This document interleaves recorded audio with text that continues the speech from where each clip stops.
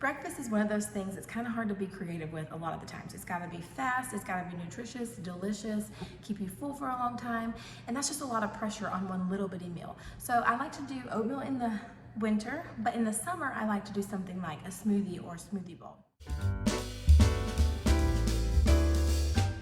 I'm Rainey, and today we're making a chocolate hazelnut smoothie that's perfect for either a meal or a snack in a smaller portion. Before we get started, there's a few things we have to talk about in making a smoothie, something that's not that sugary packed after workout drink that we all had in college. Like leaving the rec center, we would always have this like mango whatever smoothie, and we thought we were being so healthy because we used turbinado, and then we realized that turbinado is actually just sugar. This isn't like that. This is going to keep you full for hours, and there's lots of variations you can use. So before we get started, let's look at what makes a healthy smoothie. Anytime we're talking about making a healthy meal, we're talking about foods that go together well to keep you full for a long time. So we're talking about carbohydrates, proteins, and fats. Typically pairing the three of those together can keep you full a lot longer than if you were just to eat, say, a carbohydrate by itself. For example, if you were going to eat just a banana, which there's nothing wrong with a banana, right? It's a good fruit, but it raises our blood sugar pretty quickly on its own. When we eat something that raises our blood sugar quickly, our blood sugar goes up kind of like a tidal wave. And so what happens is about 30 minutes, an hour later, it kind of crashes and leaves our body searching for more sugar to eat. So we start craving more sugar because we had that spike in our blood sugar. Instead, if you have a banana with peanut butter or almond butter or some type of fat and protein, it raises your blood sugar more like a ripple wave. So you get a little bit of a blood sugar response, but that just means your body's not going to be crashing and searching for extra sugar later. It keeps you fuller longer. So we want to think about that with our smoothies too.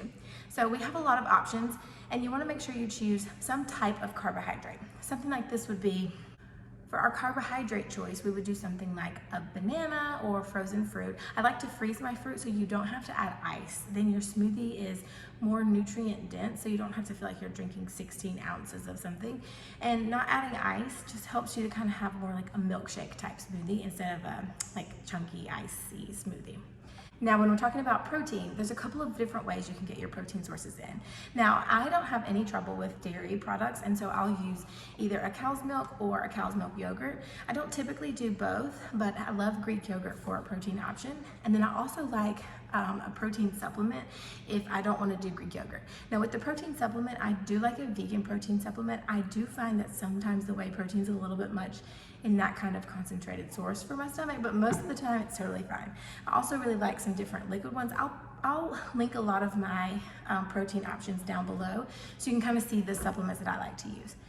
Now, while we're on the topic of protein supplements, a lot of people ask me if they can do these smoothies for kids, and the short answer is yes, but you want to make sure your protein supplement, if you're using a supplement, is a good reputable supplement and that it's kid friendly, and if you need to check with your child's pediatrician to make sure that's something that they approve of too.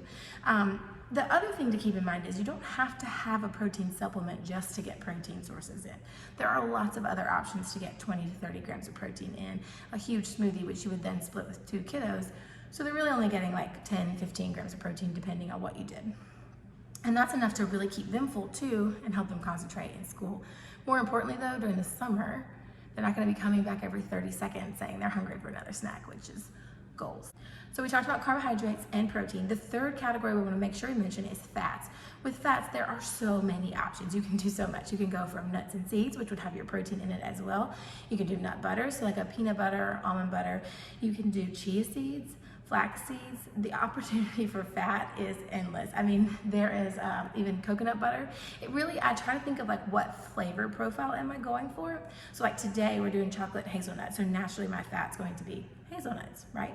I do like to put chia seeds in any option, but the main reason I put chia seeds in is similar to the reason I put spinach in, and that's going to be a fourth category that we haven't mentioned yet called fiber. And fiber is something that's found naturally in fruits and vegetables, and what fiber does is helps keep you full and regular, right? So it's going to help move everything along and keep you full.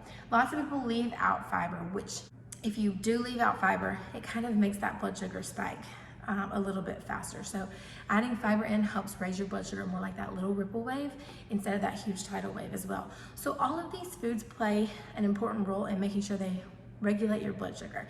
And even if you don't have diabetes, even if you don't have what you might think of as blood sugar problems, it's really still important to regulate your blood sugar because that in turn regulates your appetite, regulates your mood, it regulates how you feel throughout the day. It's just that we haven't always put those two together, but most of the time it's related to your blood sugar and how you feel. So if your blood sugar is dropping low, that's where like hangry comes from. But if you're keeping it pretty steady and stable, then you're gonna be in a lot better mood, which is great because your kids are at home, remember, for the summer. So you need some steady blood sugars. For this recipe, we're gonna do a 1/2 cup of hazelnuts. And I like to put them in first just because they're closest to the blade and I need them to blend. And then I'm gonna go ahead and do a cup of spinach. I don't really measure it out, I just do a handful of spinach.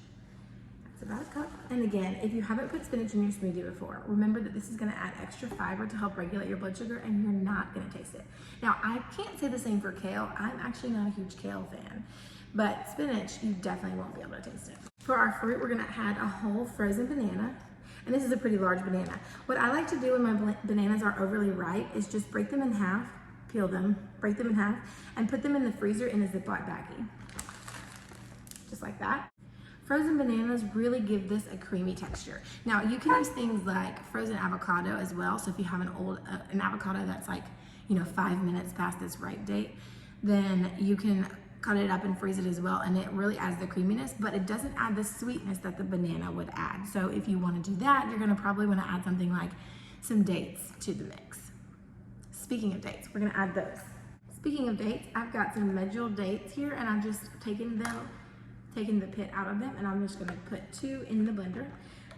Dates blend up really well if you've got a good blender. If you don't have a good blender, it's not the greatest. So just kind of see what equipment you have.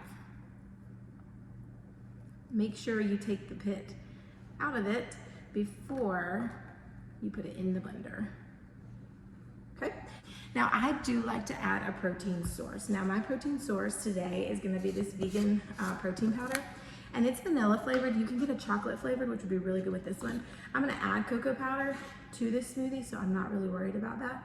But I'm going to do a whole scoop. And again, if you're making this for kids, just do a 1/2 scoop, or don't use this. Use Greek yogurt or something that gives it that protein without the supplement. Okay, so I'm going to add a cup of water. And I know this is a dry measuring cup. Don't come at me, it's fine. And I am going to blend this until it's all smooth and mixed together. Now, if you need to add more water, you'll know. Or more liquid, you'll know. If you don't, you're in luck. Now we're ready to pour it in.